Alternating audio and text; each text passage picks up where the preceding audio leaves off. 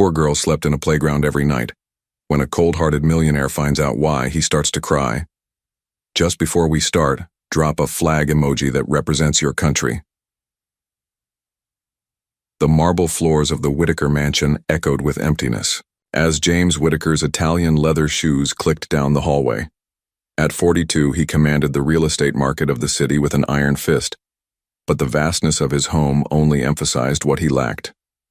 "Cancel the charity dinner," James barked into his phone, pausing by the floor-to-ceiling windows that showcased the glittering cityscape below.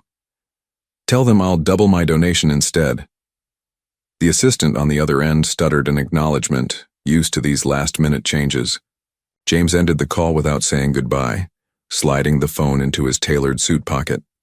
His reflection stared back at him from the window glass, distinguished silver streaks at his temples, a sharp jawline, and eyes that had forgotten how to smile. Duke, his German shepherd, padded up beside him, the only living being that James allowed close. The dog's warm presence was the single touch of companionship in his life. "Just you and me tonight, boy," James murmured, his voice softening only for his faithful companion. He reached down to scratch behind Duke's ears, a rare gesture of affection that no human had witnessed in years. The mansion sprawled around them, 12,000 square feet of premium real estate filled with expensive furniture, rare art, and absolutely no warmth. No family photos lined the walls. No children's laughter had ever filled these rooms. The housekeeper maintained everything in perfect order, but nothing about the space suggested that anyone truly lived here. In the kitchen, Mrs. Alvarez, his housekeeper of 15 years, was gathering her belongings to leave for the day. "Mr. Whitaker, I've prepared your dinner in the refrigerator. Just heat it up when you're ready." Her voice was professional, hiding the pity she felt for her employer. James nodded dismissively, but something on the counter caught his eye. A small framed photograph Mrs. Alvarez had accidentally left out of her purse. In it, she stood surrounded by children and grandchildren, her face transformed by joy. "Is this your family?" The question slipped out before he could stop himself. Mrs. Alvarez brightened. "Yes, from my grandson's birthday last weekend. 5 grandchildren now," she said proudly. Something shifted in James's expression, a flicker of emotion so brief that Mrs. Alvarez almost missed it. Longing, perhaps? Regret? "You should put that away," he said, his tone returning to its usual coldness. "And lock up when you leave." Later, as darkness fell, James clipped Duke's leash and headed for Oak Ridge Park. This nightly ritual was his only concession to routine that wasn't business-related. The park was usually empty at this hour, exactly as he preferred it. The November chill cut through his expensive wool coat, but James hardly noticed. His mind was already drifting to tomorrow's business acquisitions, calculating profits, planning his next corporate takeover. People feared him in boardrooms. His competitors dreaded his name. He had built his empire on being ruthless and uncompromising. Yet, as the city lights twinkled in the distance, an unfamiliar melancholy washed over him. The image of Mrs. Alvarez's family photo lingered in his mind. What would it be like to have people waiting for you? To have someone's eyes light up when you walked through the door? James shook his head, banishing the thought. He had chosen this path: wealth, power, independence. He didn't need the complications of relationships. He didn't need anyone. But, as Duke trotted ahead on the winding park path, leading James deeper into the shadows of Oak Ridge Park, fate was preparing to challenge everything the wealthy man believed about himself and the life he had built. Little did he know that what awaited him on that cold night would shatter the walls he had so carefully constructed around his heart. As James followed Duke deeper into the park, the usual silence of his evening routine was broken by an unusual sight. Duke suddenly tensed, ears perked forward, attention fixed on a park bench partly hidden in the shadows of a large oak tree. "Duke, heel," James commanded, but for the first time, his loyal companion ignored him. The German shepherd trotted purposefully toward the bench, tail wagging. James squinted through the darkness. There was something or someone huddled there. A small figure curled up against the cold, using a worn backpack as a pillow. "Hey!" James called out sharply. "This isn't a hotel." The figure startled and sat up quickly. In the dim glow of the distant park lamp, James found himself looking at a young girl, no more than 9 years old. Her clothes were tattered but clean, her face smudged with dirt and her eyes wide with fear. "I'm sorry, sir," she said, her voice surprisingly composed despite her obvious fear. "I wasn't causing any trouble." James frowned, taken aback by her formal response. "Where are your parents? Do you realize it's almost midnight?" The girl clutched her backpack tighter. "My mom will be back soon. She told me to wait here." Duke had already reached the bench and, to James's astonishment, gently nuzzled the girl's hand. She smiled, a brief, genuine smile that transformed her tired face, and scratched the dog behind his ears. "He doesn't like strangers," James said, more to himself than to her. "Dogs usually like me," she replied simply. "What's his name?" "Duke." James found himself walking closer, studying the girl with growing concern. Her small frame shivered in the November chill, though she tried to hide it. "How long have you been waiting here?" The girl hesitated. "My mom left 5 days ago. She said she'd be right back. 5 days. James felt something unfamiliar twist in his chest. Anger, perhaps, at the parent who would abandon a child in a park. Or maybe something else, something he couldn't quite name. "What's your name?" he asked, his voice softer than before. "Lily. Lily Harper." She extended a small hand with surprising dignity, as though they were meeting at a business function rather than a dark park in the middle of the night. James hesitated before taking her hand. It was ice cold. "James Whitaker." "Are you going to call the police, Mr. Whitaker?" Lily asked directly, her eyes suddenly wary. The question caught him off guard. Of course he should call the police. This was a clear case of abandonment or neglect. This child needed social services, not a stranger in a park. Yet Duke had settled beside Lily on the bench, his head now resting on her lap as though they were old friends. The dog looked up at James with an expression that seemed almost accusatory. "When did you last eat, Lily?" James found himself asking. "Yesterday morning. I had a granola bar left in my backpack." As the words left her mouth, something inside James Whitaker, the ruthless businessman feared in boardrooms across the city, shifted irrevocably. In that moment, the carefully constructed walls around his heart developed their first hairline crack. James pulled out his phone, his thumb hovering over the screen. The responsible thing would be to call the authorities immediately. Yet something made him hesitate as he looked at Lily's resigned expression. "I'm calling the police," he finally said, dialing the number. "They'll help find your mother." Lily nodded quietly, her small shoulders slumping. Within 15 minutes, a patrol car pulled up at the park entrance. Officer Martinez approached them, flashlight in hand. "Evening, Mr. Whitaker," the officer said, recognizing him instantly. One of the perks, or burdens, of being the city's wealthiest resident. "I found this child alone," James explained, gesturing to Lily. "She claims she's been here for 5 days waiting for her mother." Officer Martinez crouched down to Lily's level. "Hello there. Aren't you Lily Harper, from the Community Center program?" Lily nodded, surprised to be recognized. "You know her?" James asked, confused. "I volunteer at the Southside Community Center sometimes," Martinez explained. "Lily and her mom attend the free meal program occasionally." He turned back to Lily. "Where's your mom, sweetheart?" "She went to find work and said to wait here. She promised she'd come back." Lily's voice remained steady, but James noticed her small hands trembling. Martinez sighed. "We need to call social services. Unfortunately, at this hour, she'd have to go to the emergency children's shelter tonight." James pictured the shelter. He donated to it once for a tax write-off but never visited. The image of Lily spending the night there among strangers made him uncomfortable for reasons he couldn't explain. Is that necessary? The words left his mouth before he could think. "It's just for one night. She could." James hesitated, hardly believing what he was about to suggest. "She could stay at my guest house until morning. Then we can sort this out properly." Both Martinez and Lily looked at him with surprise.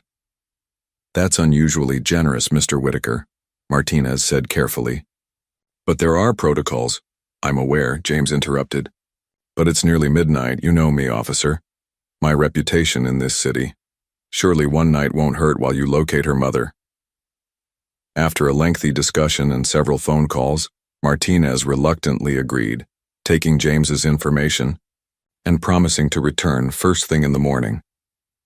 As they walked toward the park exit, Lily stumbled slightly from exhaustion. Without thinking, James extended his hand.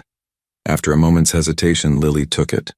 Her small fingers wrapped around his with surprising strength. James couldn't remember the last time he'd held anyone's hand. The simple human contact sent an unexpected warmth through him. "Thank you," Lily said quietly as they reached his car. "Duke seems happy I'm coming with you." Indeed, the German Shepherd was prancing around them with uncharacteristic enthusiasm, as if he'd won some private victory.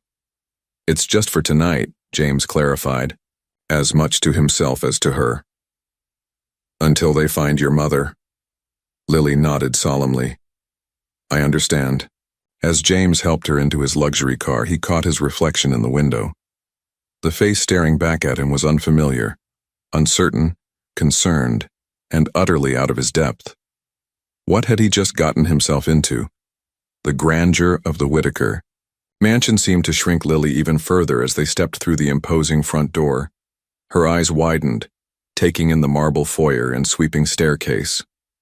"Mrs. Alvarez," James called out, realizing too late that his housekeeper had already left for the evening.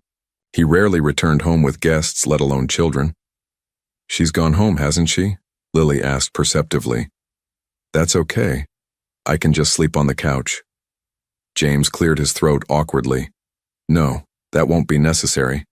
I have plenty of guest rooms." He led her upstairs, Duke following closely behind them. Selecting the smallest guest bedroom, which was still larger than most master suites, James flipped on the light. "Will this be all right?" he asked, suddenly aware of how impersonal the room was.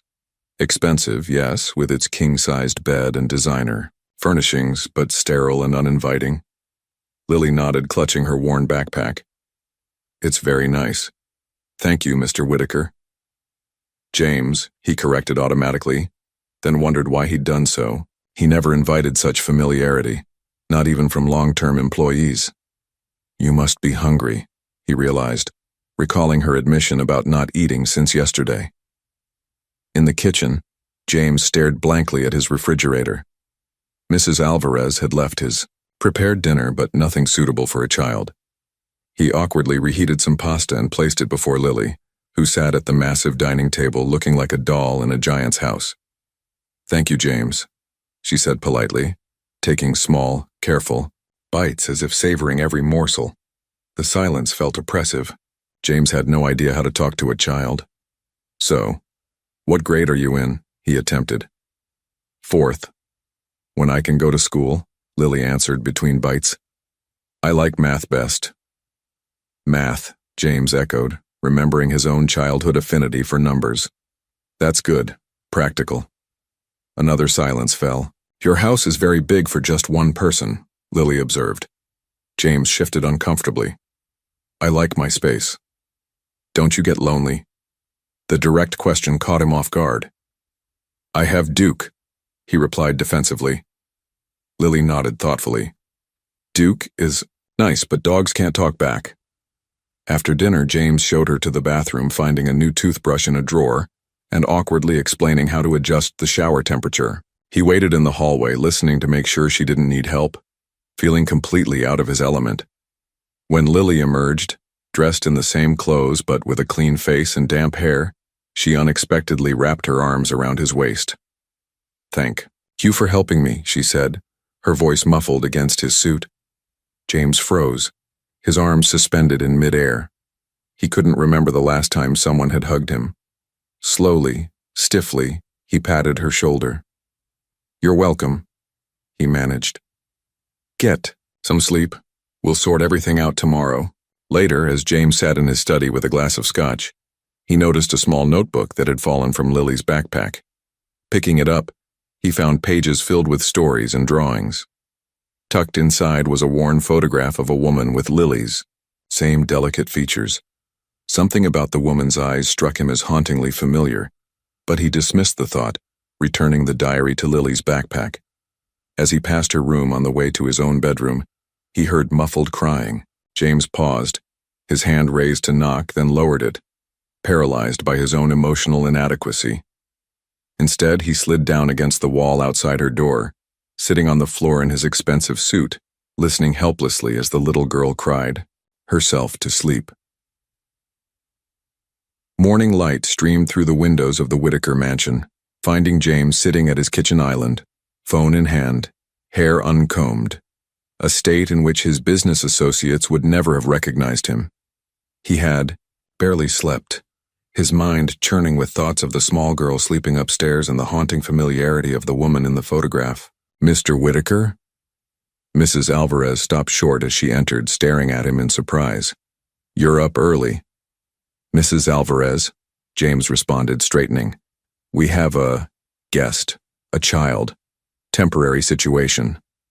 Before he could explain further, Lily appeared, in the doorway, Duke at her side as if he'd appointed himself her personal guardian. The German shepherd, normally aloof with everyone except James, had apparently switched his primary allegiance overnight. "Good morning," Lily said politely. Mrs. Alvarez's eyebrows shot up, but her professional demeanor quickly returned. "Good morning, young lady. Would you like some breakfast?"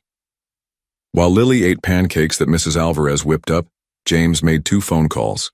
The first was to Officer Martinez, who informed him that they'd found no trace of Emma Harper yet but were continuing to search. The second call was to his office. "Rebecca, clear my schedule today," he instructed his assistant. "Family emergency." Rebecca's stunned silence spoke volumes. In 15 years, James Whitaker had never missed work for personal reasons. After breakfast, a freshly showered and properly dressed James led Lily to his home office.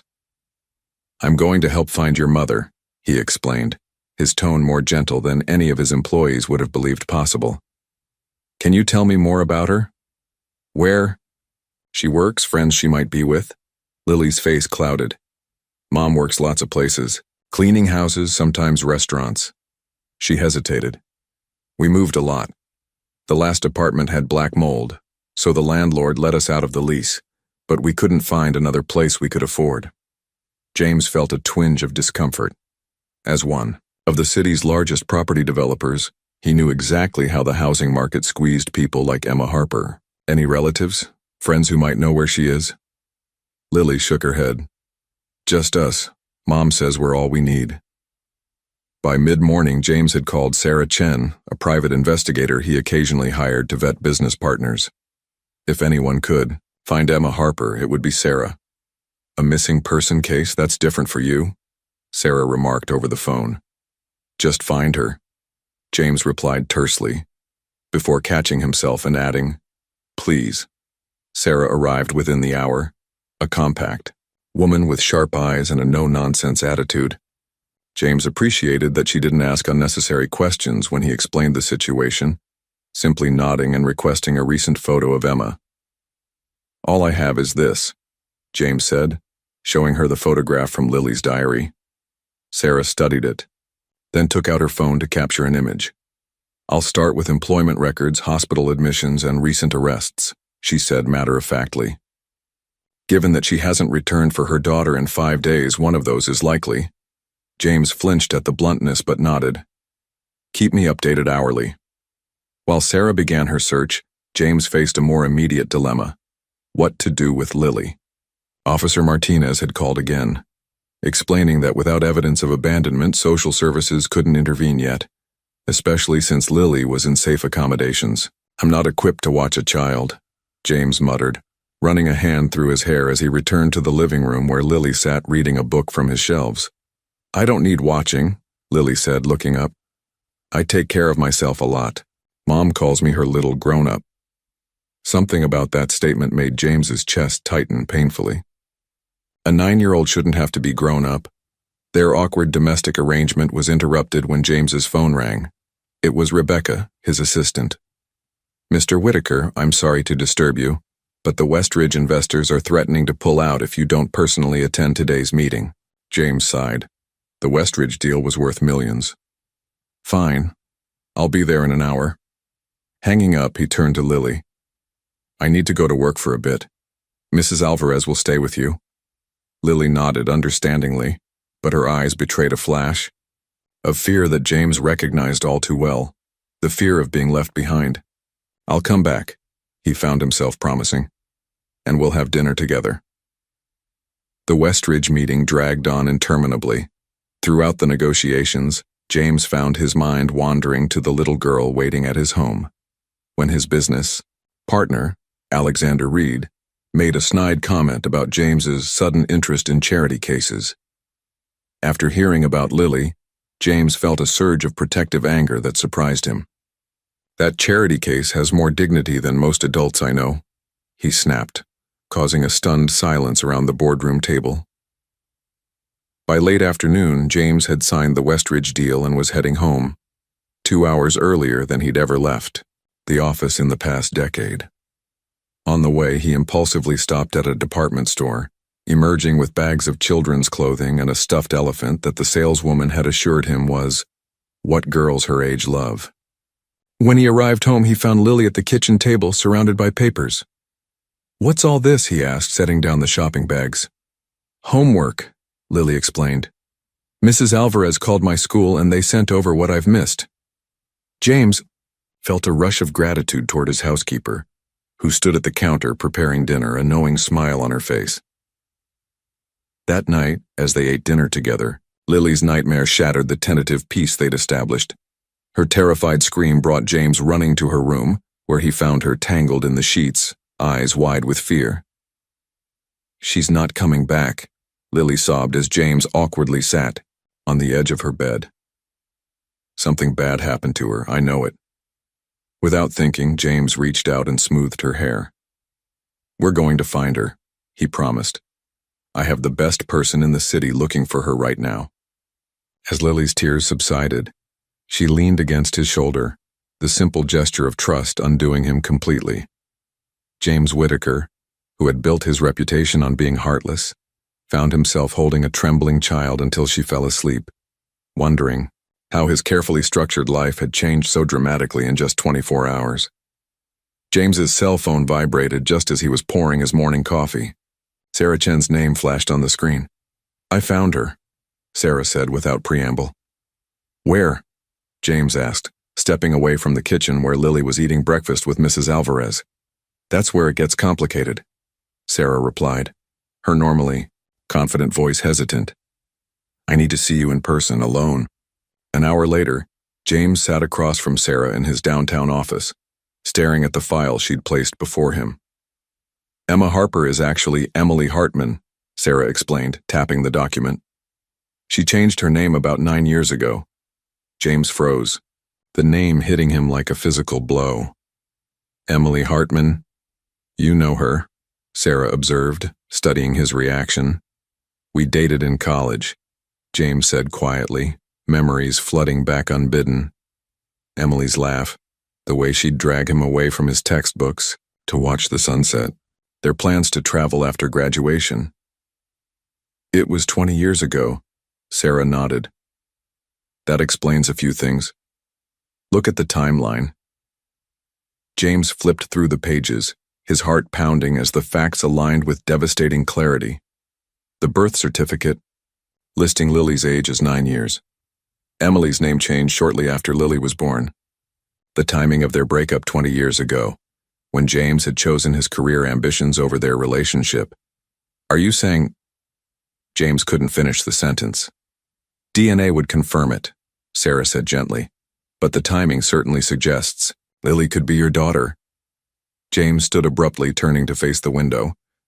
The city skyline, his empire, stretched before him, suddenly meaningless.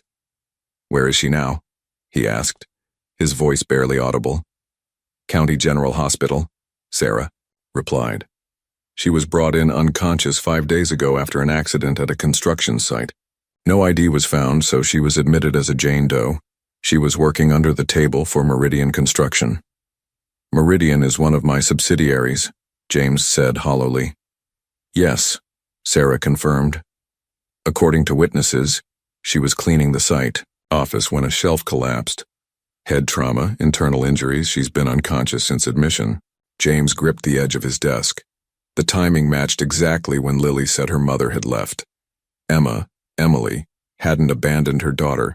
She'd been lying in a hospital bed, unidentified, while Lily waited faithfully on that park bench. And the construction site belonged to him. Does Lily know? He asked. No. I came straight to you. James nodded mechanically, his mind racing. I need to see Emily. Alone first. At County General, James followed a nurse down a sterile hallway to a room at the end. Inside, lying motionless on the bed, was a woman he hadn't seen in 20 years, yet recognized instantly. Emily's face was thinner, lined with years of struggle, but unmistakably the same woman he'd once loved. Her dark hair, now streaked with premature gray, fanned across the pillow. Various machines monitored her condition, their soft beeping the only sound in the room. She keeps saying Lily and playground when she stirs, the nurse explained, but she hasn't regained full consciousness. James approached the bed slowly, overwhelmed by colliding emotions, shock, guilt, regret, and something deeper he couldn't name. Emily, he whispered, taking her limp hand. It's James. No response. I found Lily, he continued, his voice breaking. She's safe. She's been waiting for you. Still nothing. James sank into the chair beside the bed, still holding Emily's hand. I'm so sorry, he whispered, for everything, for what happened between us, for not being there. The weight of 20 years of choices crashed down on him. He had chosen ambition over love, wealth over connection, power over family, and while he'd built his empire, Emily had raised their daughter alone. Their daughter. The reality of it struck him anew. He had a child. A daughter he'd never known existed. As James left the hospital, a single question consumed him. What would he tell Lily? James sat in his car outside the hospital, his hands trembling on the steering wheel. The image of Emily lying unconscious, so different from the vibrant woman he'd once known, haunted him. He picked up his phone and called Mrs. Alvarez. How is Lily? He asked.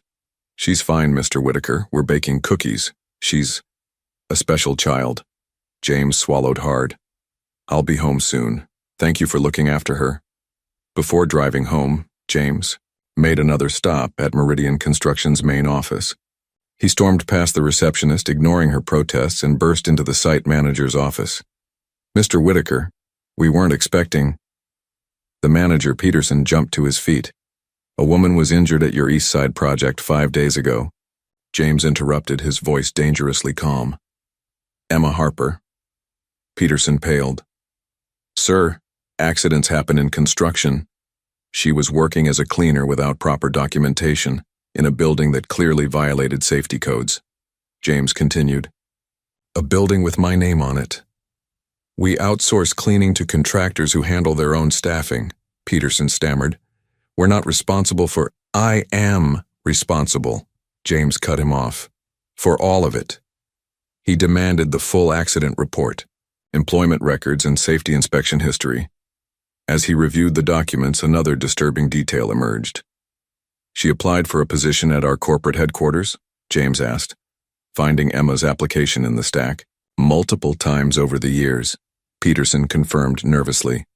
HR rejected her applications. No college degree, spotty work history. James felt physically ill.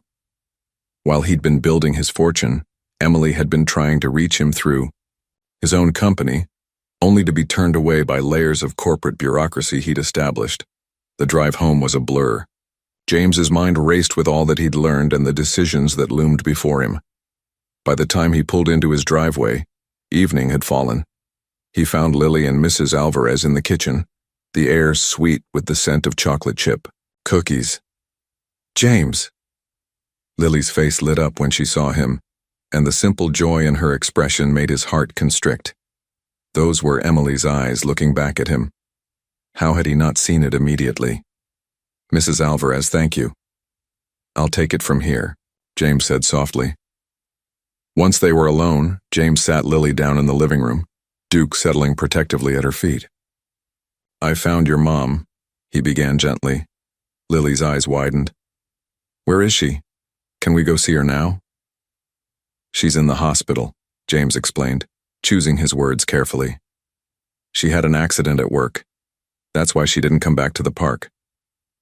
Tears welled in Lily's eyes.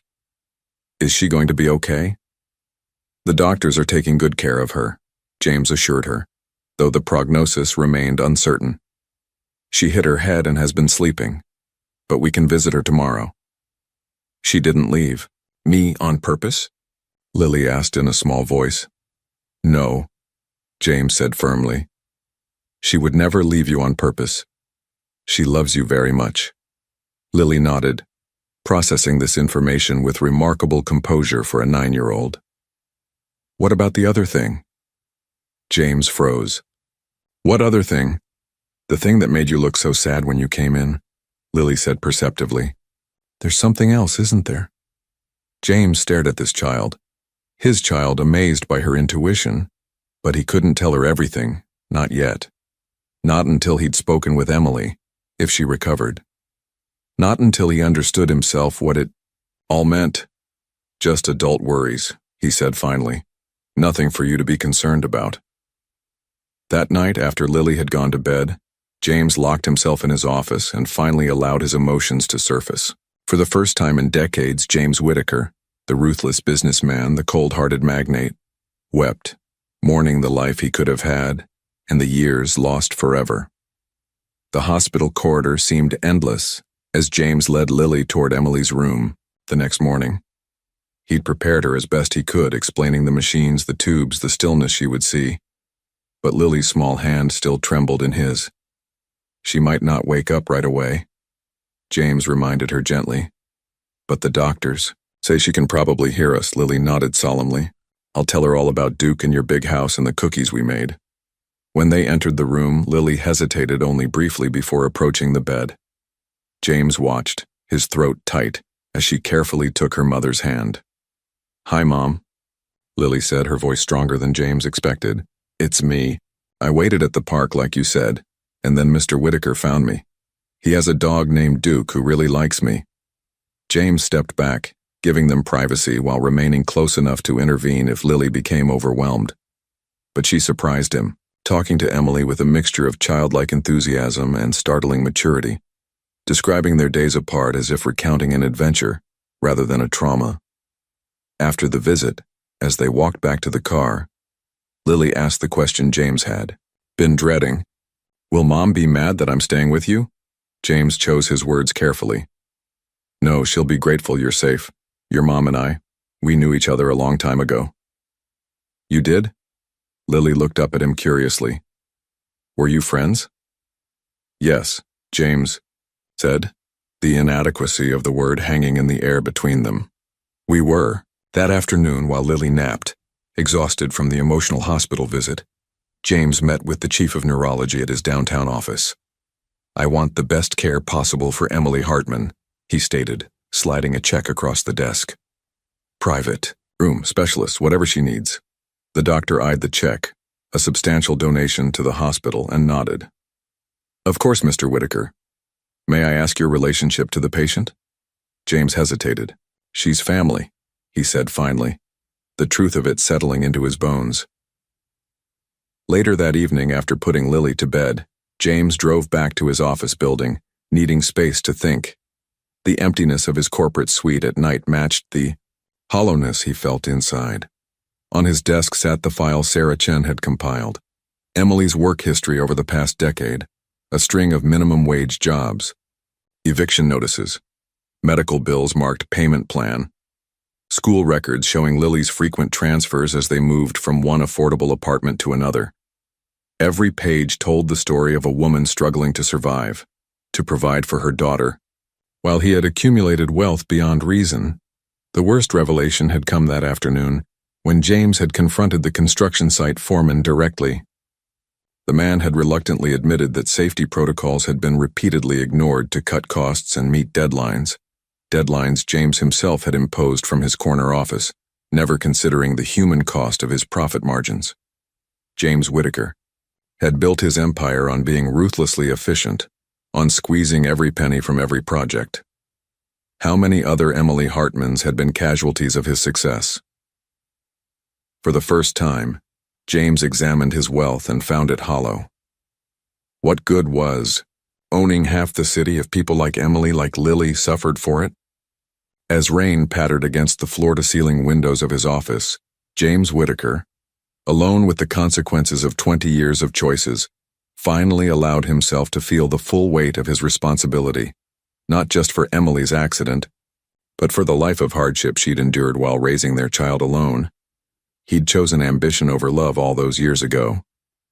The cost of that choice was now painfully clear, written in the hospital machines keeping Emily alive and in the solemn eyes of a little girl who'd grown up without a father. James pressed his forehead against the cool glass, watching the city lights blur through his tears. In that moment, he made a silent vow to both Emily and Lily. Whatever happened next, he would make it right. Somehow, he would make it right. "Why don't you have any pictures on your walls?" Lily asked one evening, a week after they'd found Emily. They were in James's home office, Lily drawing at a small table he'd set up for her while he worked. James looked up from his laptop, startled by the question.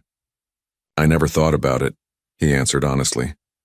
"Mom keeps all my school pictures even when we have to move a lot," Lily continued, concentrating on her drawing. "She says memories are more important than things." The simple wisdom struck James deeply.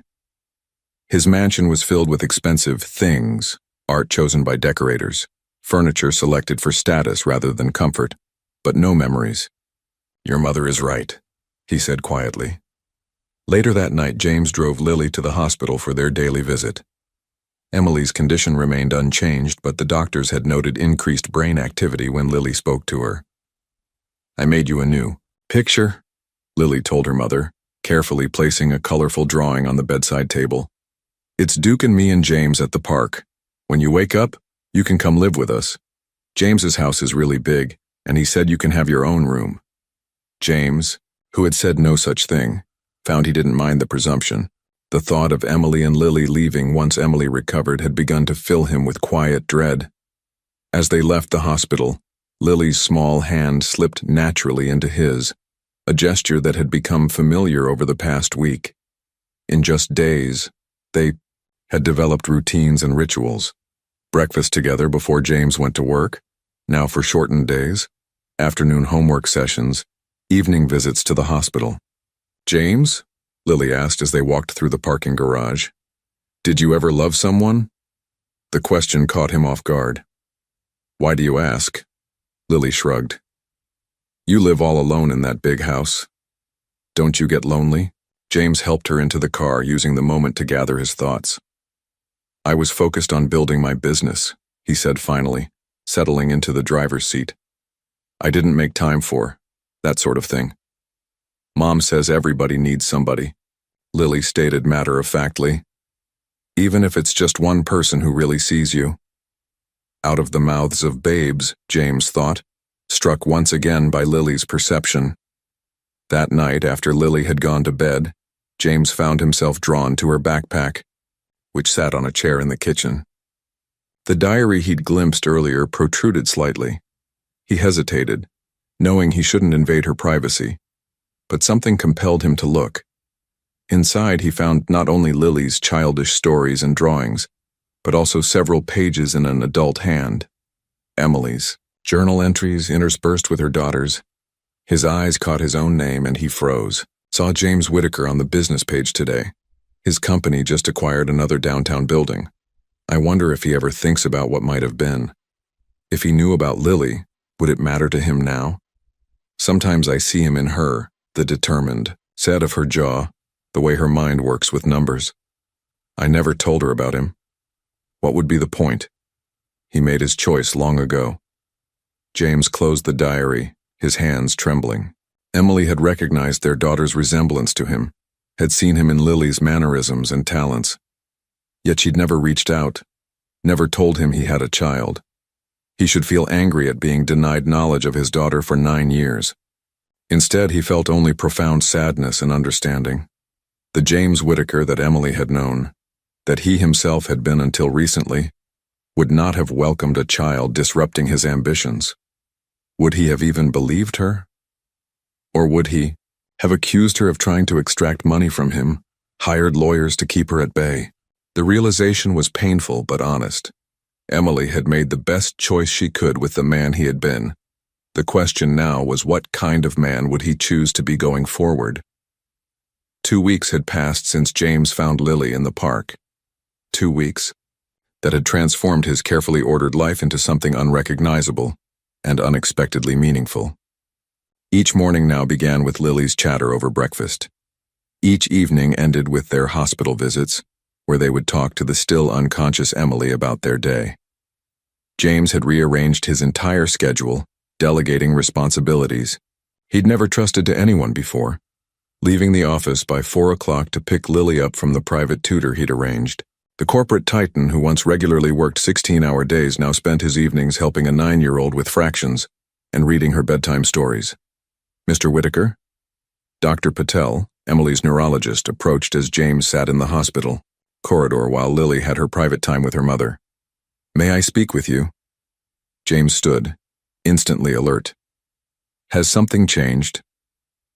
We're seeing encouraging signs, Dr. Patel explained. Increased responsiveness, especially during your visits. Ms. Hartman seems particularly reactive to the child's voice. That's good news, James said cautiously. It is, but I'm concerned about the duration of her unconscious state. I'd like to bring in a specialist from Boston, Dr. Eleanor Chen. She's pioneering some innovative approaches to traumatic brain injuries. Do it, James said without hesitation. Whatever it costs. Dr. Patel nodded. There's something else. We've been monitoring brain activity during visits. There was a notable spike yesterday when you were reading to Ms. Hartman. James had taken to reading aloud during their visits, remembering how Emily had loved poetry in college. Yesterday, he'd read from Elizabeth Barrett Browning, one of her favorites. What does that mean? He asked. It suggests she's processing your voice, perhaps even the content. It might help to continue that, speaking about meaningful shared memories. When Lily emerged from the room, James sent her to the cafeteria with Mrs. Alvarez, who now accompanied them on hospital visits. Alone with Emily, he pulled his chair close to her bed. The doctors think you can hear me, he said softly, taking her hand. I hope that's true because there's so much I need to say to you. He paused, struggling to organize his thoughts. I know about Lily, that I'm her father. His voice broke slightly. She's extraordinary, Emily. You've done an amazing job raising her despite everything, despite me. James found himself telling Emily everything. His regrets about their past, his shame at what his company had become, his growing love for their daughter. Words flowed from him, unfiltered and raw in a way he'd never allowed himself to be. Don't expect forgiveness, he concluded, but I want you to know that I'm going to take care of both of you now, if you'll let me. As he stood to leave, he felt the slightest pressure against his fingers. Looking down, he saw Emily's hand twitching in his. Emily, he whispered. Her eyelids fluttered but didn't open. James pressed the call button frantically. Within moments, Dr. Patel and a team of nurses rushed in. For the next 3 days, James barely left the hospital as Emily showed increasing signs of consciousness. Dr. Chen arrived from Boston and implemented a new treatment protocol. Lily, sensing the change, became both excited and anxious, asking endless questions that James did his best to answer honestly. Will Mom remember me? She asked on the 3rd night, as James tucked her into bed in a hospital suite he'd arranged near Emily's room. Of course she will, James assured her, though the doctors had warned that memory issues were possible. You're unforgettable. Lily regarded him seriously. Will she be mad that I've been staying with you? James hesitated. He still hadn't told Lily about her parentage, feeling that Emily should be part of that conversation. Your mother wants what's best for you. She'll be happy you were safe. The breakthrough came on a quiet Tuesday morning. James had brought Lily's diary to the hospital and was reading Emily's entries aloud, hoping they might reach her in a way his words couldn't. Today, Lily lost her first tooth, he read. She was so proud, marching around showing everyone at the laundromat.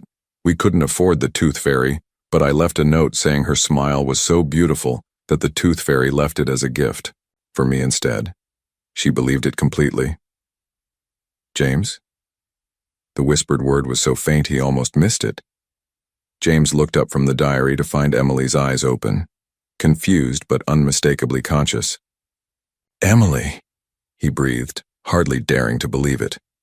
You're awake. Her gaze darted around the room. Lily? She asked, her voice raspy from disuse. She's safe.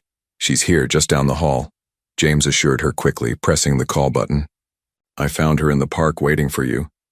Emily's expression clouded with confusion, then dawning realization. The accident. How long? Almost 3 weeks, James answered gently. You've been unconscious. Tears filled her eyes. Lily was alone. For 3 weeks?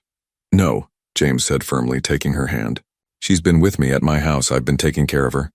Emily's eyes widened as full recognition set in. James Whitaker?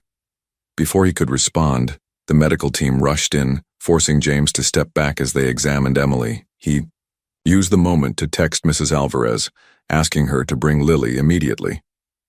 20 minutes later, as the doctors finished their initial assessment, Lily burst into the room, stopping short at the sight of her mother awake and sitting up slightly, against the pillows. Mom, she whispered, as if afraid speaking too loudly might break the spell. Lily! Emily's voice trembled, her arms opening. Lily flew across the room and into her mother's embrace. James stepped back, giving them privacy for their reunion, his own eyes wet as he watched Lily sob against Emily's shoulder. Later, after Lily had fallen asleep curled against her mother's side. Emily's eyes met James's over their daughter's head. How did you find her? Emily asked quietly. Pure chance, James admitted. I was walking my dog in the park. She was sleeping on a bench. Emily closed her eyes briefly, pain crossing her features. I told her to wait by the playground. I'd be right back. I was going to pick up my paycheck and look at an apartment. Her voice broke. I never meant to leave her. I know, James said gently. It wasn't your fault. Emily studied him, taking in the changes 20 years had wrought. You know, don't you? About Lily? James nodded. I hired a private investigator to find you. She uncovered your name change, the timing of everything. He hesitated. Why didn't you tell me, Emily? Emily's gaze dropped to their sleeping daughter. Would it have mattered? She asked softly. You made it very clear what your priorities were when you left. The simple truth of her words stung, but James couldn't deny them. I was wrong, he said simply, about everything that mattered. A complexity of emotions crossed Emily's face. Pain, doubt, and something else James couldn't quite identify. Before either could speak again, a nurse entered to check Emily's vital signs, ending their conversation just as it had begun to breach the gulf of 20 years. The doctors insisted on keeping Emily for observation despite her remarkable recovery. In the days that followed, a cautious routine developed. James would bring Lily to the hospital after school, then step away to give mother and daughter time together. Later, when Lily was occupied with homework or the games James had brought, he and Emily would talk, carefully navigating 20 years of absence. You've been taking care of Lily all this time? Emily asked on the third day after waking, when they finally had a moment alone. James nodded. She's an amazing child, Emily. You've done an incredible job raising her. Alone, Emily added, watching his reaction. On minimum wage with no support. James flinched but met her gaze steadily. I didn't know about her. Would it have mattered? Emily's question wasn't accusatory but genuinely curious. The James I knew was laser-focused on building his empire. There wasn't room for anything else, certainly not a baby. I was different then, James admitted. Ambitious, selfish. I told myself I was building something important, but the truth is I was just running away from real connection. He hesitated. Why did you change your name? Emily sighed, adjusting her position against the pillows. After you left for New York, I found out I was pregnant. I tried to contact you, called your new office, sent letters. Your assistant said you were too busy to speak with me and returned the letters unopened. James closed his eyes, remembering his instructions to his first assistant. Screen all personal contacts, focus only on business. He'd been so determined to reinvent himself, to shed his modest origins and become someone important. When I realized you weren't going to respond, Emily continued, I had to make decisions. My parents had just died, I had no family support, and I was pregnant with the child of a man who'd made it clear I wasn't part of his future. So you changed your name, James supplied, the weight of her isolation settling on him. Emily nodded. Fresh start. I moved upstate, had Lily, worked whatever jobs I could find. It was hard, but we managed. Until recently, James said gently. Emily's eyes filled with tears. The economy, housing costs, everything got harder. We lost our apartment, couldn't find another we could afford. I was working 3 jobs and still falling behind. She looked away. I never wanted Lily to know how bad things were. I tried to make it seem like an adventure. She never doubted you, James assured her. Not for a moment. A nurse interrupted them, bringing Emily's medication. When they were alone again, James gathered his courage for the question that had been haunting him. Did you ever plan to tell me about Lily? Emily was quiet for a long time. I considered it as she got older, she finally admitted. She started asking about her father. I told her he was a brilliant man who had important work to do. Not that I'd abandoned you, James noted. You didn't know about her, Emily said simply.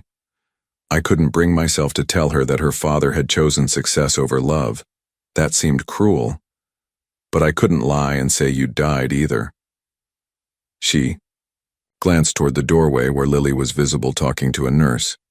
As she got older, I started thinking she deserved to know you. I applied for jobs at your company several times, thinking if I could just get in the door. You were trying to reach me, James realized, remembering the job applications Peterson had shown him. Emily nodded, but when I couldn't get past HR, I took it as a sign. Maybe it was better for Lily not to know a father who might reject her. The painful honesty hung between them. Decades of unspoken truths finally aired. I wouldn't have rejected her, James, said quietly. Not her. The man you are now, perhaps not, Emily acknowledged. But the man you were then? James couldn't answer with certainty. The ambitious young man he'd been, so determined to prove himself, might well have seen a child as an obstacle or responsibility to be managed rather than embraced. I want to be in her life now, he said instead. In both your lives, if you'll let me. Before Emily could respond, Lily bounded back into the room, a drawing clutched in her hand. Look what I made. It's all of us at James's house when you get better. Emily studied the crayon figures, Lily in the middle, holding hands, with both adults. It's beautiful, sweetheart. When can we tell her? James asked quietly later after Lily had fallen asleep in the recliner. Emily watched their daughter's peaceful face. Soon, she promised. When I'm out of here. We'll tell her together. As James left the hospital that night, he realized something had shifted between them. Not forgiveness exactly, but perhaps the beginning of understanding. The past couldn't be changed, but for Lily's sake and perhaps their own, they might find a way forward together. Mr. Whitaker, there's a situation that requires your attention. Rebecca's voice over the intercom interrupted James's morning meeting. I'm in the middle of something, he replied, glancing at the executives around his conference table. Sir, it's on the front page of the Business Journal. 10 minutes later, James stared at the headline. Real estate mogul discovers long-lost daughter. Below was a photo of him and Lily leaving the hospital. How did they get this? James demanded. Rebecca shrugged helplessly. Someone at the hospital, maybe? It quotes sources close to the family, saying you've discovered you have a 9-year-old daughter with a former girlfriend who was recently injured at one of your construction sites. James grabbed his coat. Cancel everything. I need to get to the hospital before Emily sees this. He was too late. When he arrived, Emily was sitting up in bed, the newspaper in her lap, her expression unreadable. I was going to tell you, James began. I've been trying to keep the press away, but it's fine, Emily said quietly. I knew this would happen eventually. You're too high profile for it to stay secret. Where's Lily? James asked, glancing around. With the child life specialist. They're doing art therapy. Emily folded the newspaper. We need to tell her today, James, before she hears it from someone else. That afternoon, they sat together on Emily's hospital bed, Lily between them, puzzled by their serious expressions. Sweetheart, Emily began gently. Remember how you've asked about your father before? Lily nodded, her eyes darting between them. The truth is, Emily continued, choosing her words carefully, James and I knew each other a long time ago, before you were born. Lily's brow furrowed. You were friends like you said, right? More than friends, James explained softly. We cared about each other very much. Understanding dawned in Lily's eyes. Are you my dad? She asked directly, looking up at James. James nodded, emotion tightening his throat. Yes, Lily, I am. But you didn't know about me until now?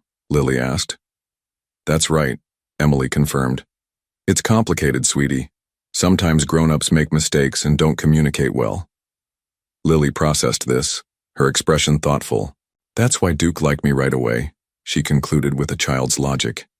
He knew we were family. James laughed softly, relieved by her response. Maybe he did. I knew there was something, Lily said, looking between them.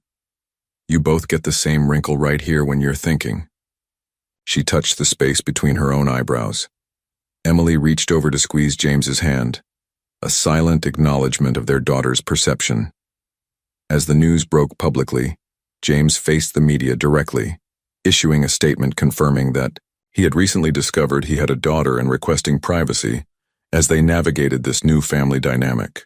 Rather than hiding, he used his platform to announce the establishment of the Harper Foundation, dedicated to supporting single parents in crisis.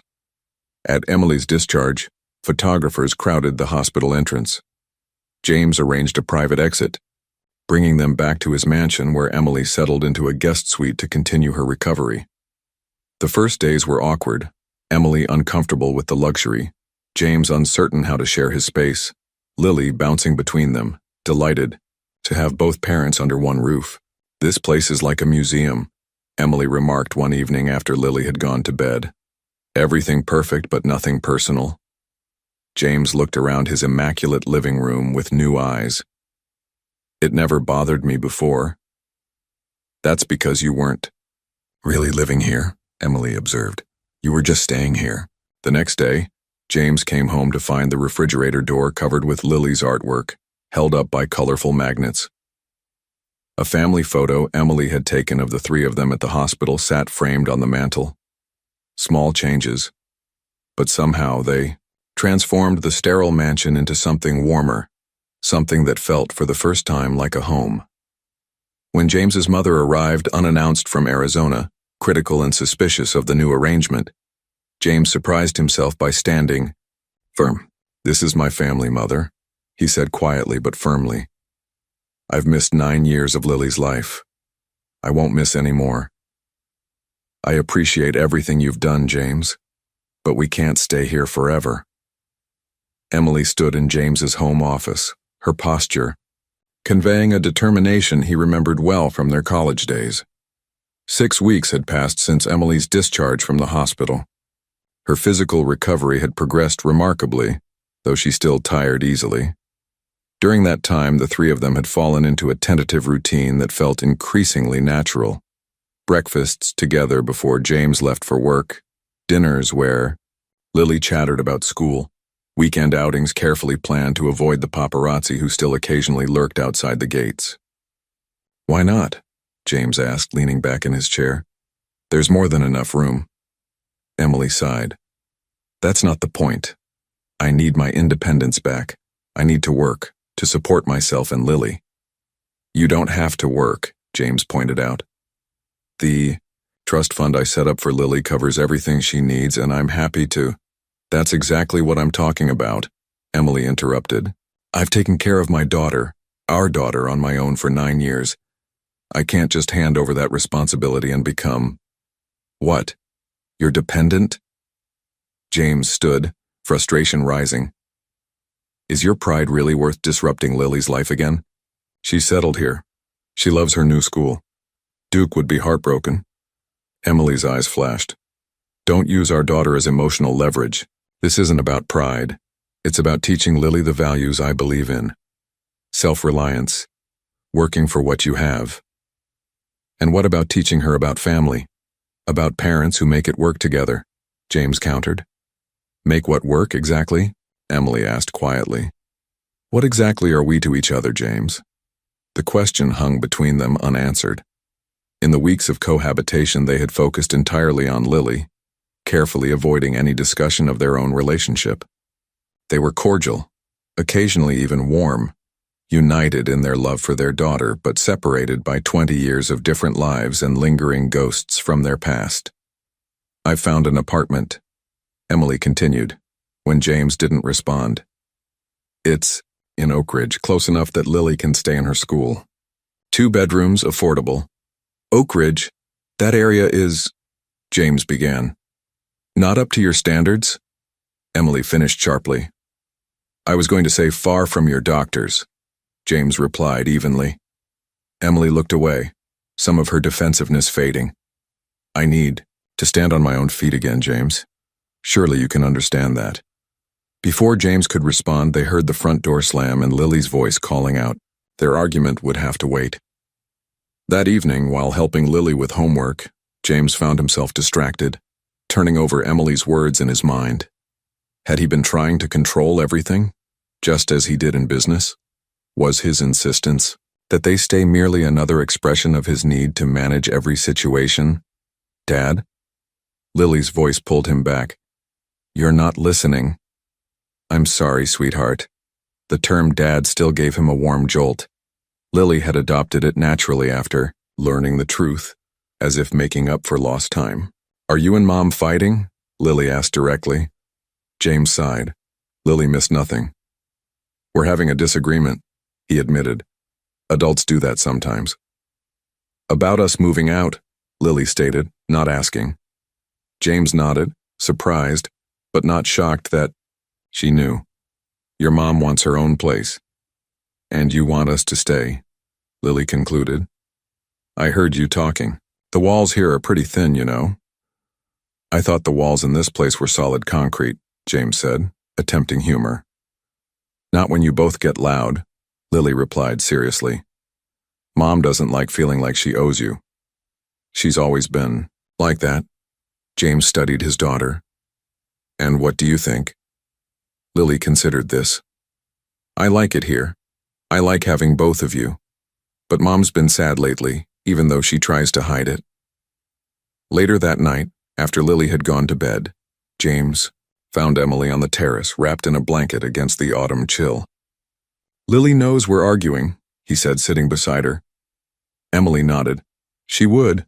She's always been attuned to emotional undercurrents. Comes from years of having to read how much money was left by my expression when I checked the bank account." The frank assessment hit James hard. "I've been thinking about what you said," he offered, "about needing your independence." "And," Emily prompted, "I understand. I don't like it, but I understand." He paused. "But I'd like to counter-propose. What about the guest house? It's separate, has its own entrance. You could have your space, but still be close, for Lily's sake."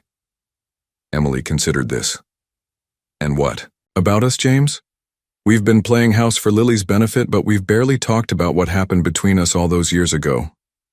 "I thought we had," James said carefully. "I was ambitious and selfish. I chose career over everything else. That's what happened, Emily agreed. But we haven't talked about how it felt, how it still feels. She turned to face him fully.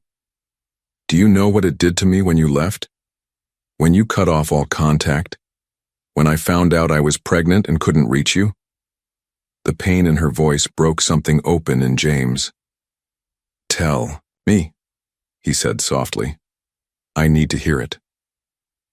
Their conversation lasted well into the night, painful truths emerging that had been buried for decades.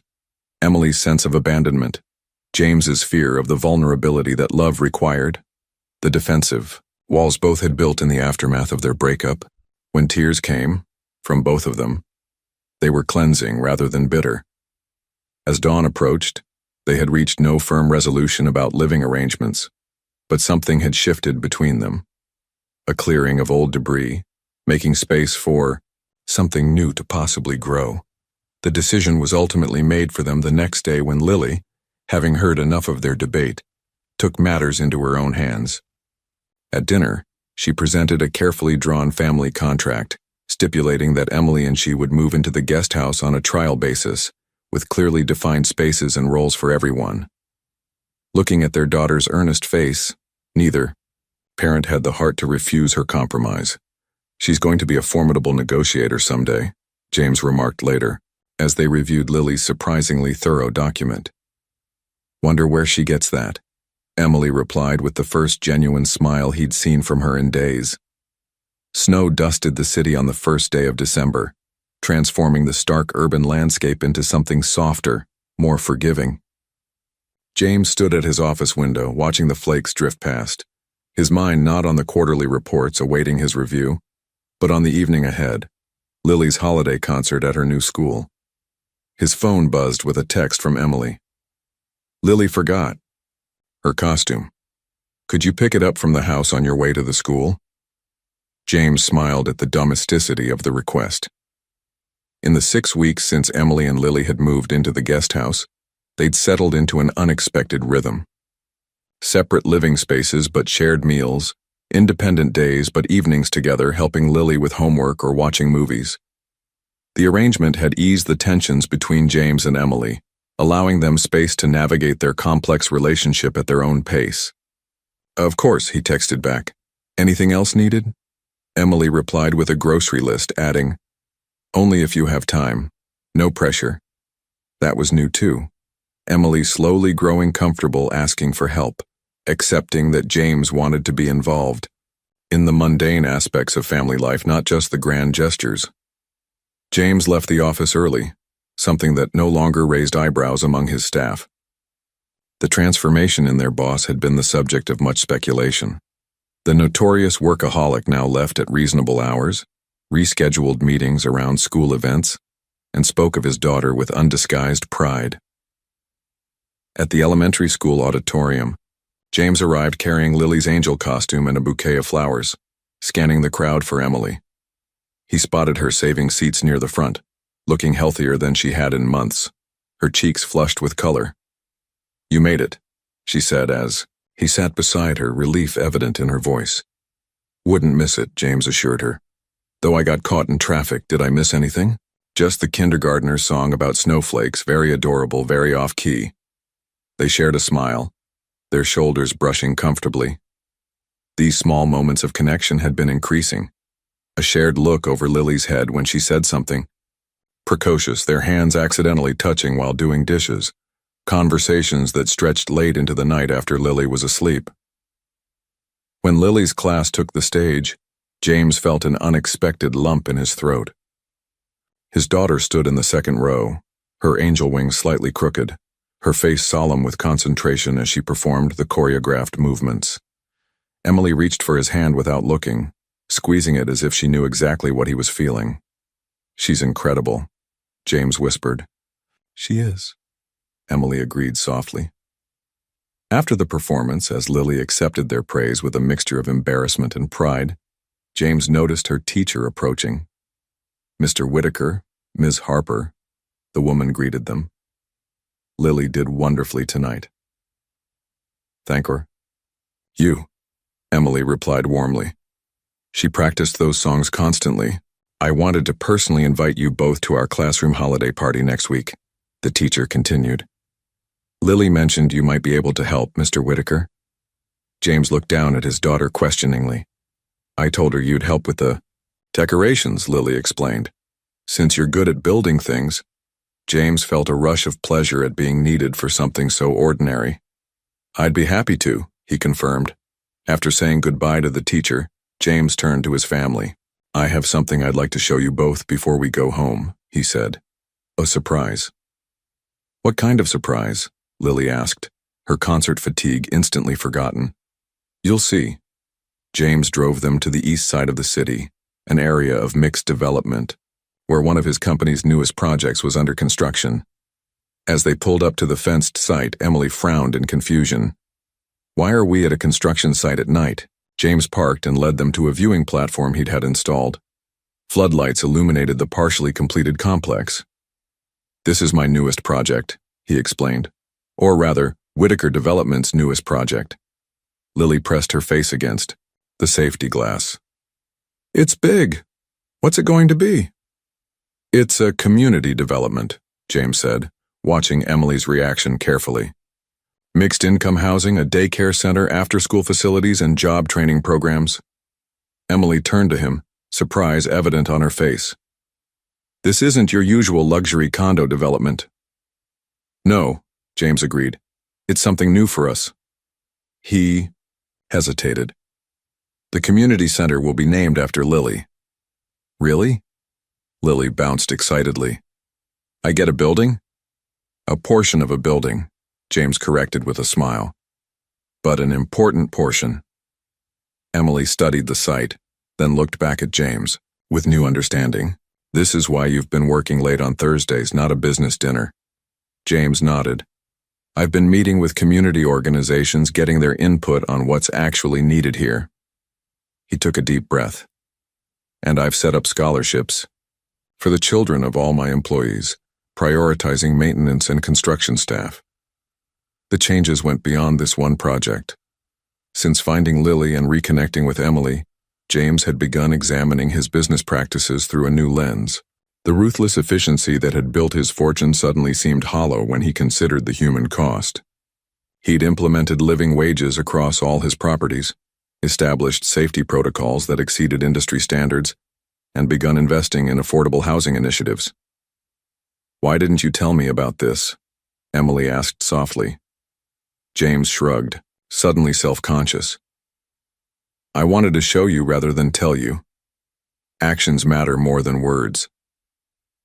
On the drive home, Lily fell asleep in the back seat, exhausted from her performance. At a stoplight, Emily reached across the console to touch James's arm. Thank you, she said simply. For what? For changing. For trying. For not just throwing money at problems, but actually thinking about solutions. As they approached the driveway of what was increasingly feeling like their shared home, Emily added, Would you like to come over for coffee after we put Lily to bed? Just to talk. James caught the significance in her invitation. The guest house had been her sanctuary, a space he entered only when explicitly invited. I'd like that very much, he replied. Later, sitting in the small but cozy living room of the guest house, cradling mugs of coffee as snow continued to fall outside, James and Emily found themselves discussing Christmas plans, their conversation filled with a tentative hope neither had allowed themselves to feel in decades. 1 year later, the bench where James had first found Lily sat empty in the snow-dusted park. The old wooden slats had been replaced with new ones, a small plaque affixed to the back. Where lost souls find their way home. James walked the familiar path with Duke, now slightly grayer but still dignified, while Lily ran ahead, her red winter coat bright against the white landscape.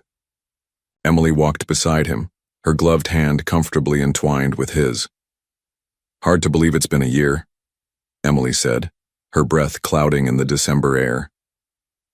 James nodded, squeezing her hand. Sometimes it feels like just yesterday.